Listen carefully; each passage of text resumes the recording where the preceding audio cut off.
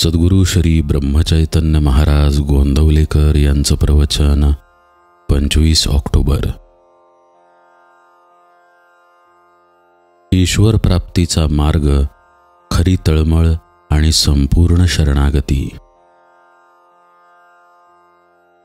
नुसता विषयाचा त्याग केल्याने ईश्वराची प्राप्ती होत नाही. बायकोचा त्याग करून होत नाही, जनात राहून होत नाही, तसेच वनात राहिल्यानेही होत नाही. खरे म्हटले म्हणजे अमुक असे काही नाही की जे केल्याने त्याची प्राप्ती होईल.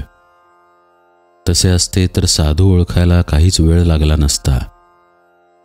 संत हे यापैकी काय करत नाहीत. काही प्रपंच करतात तर काही वनात राहतात.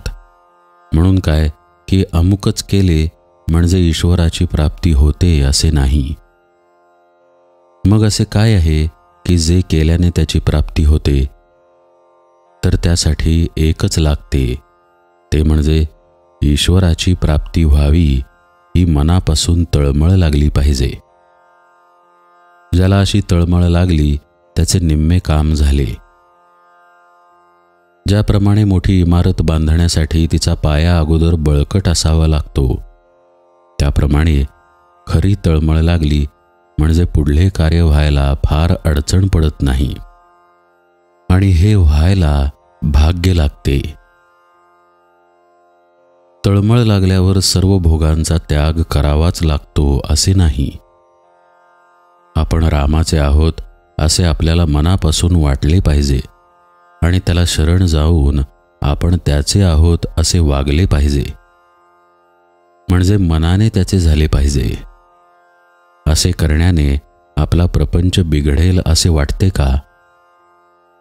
आपण नोकरी करतो त्यावेळेस अंमलदाराबद्दल आपले चांगले मत असते का? तो आपल्याला मनाने आवडत नसूनही आपण देहाने त्याचे काम करतोच की नाही?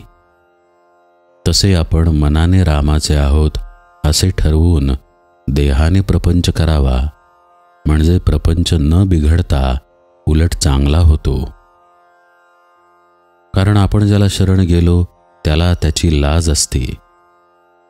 विभीषण रामाला शरण आला तेव्हा त्याला मारून टाकावा असेच बाकीच्यांनी सांगितले. तरी पण रामाने सांगितले की जो मला शरण आला त्याचे रक्षण करणे माझे काम आहे. शरणागताला जीवदान देऊन तो राहिला नाही तर त्याला लंकेचे राज्य दिले.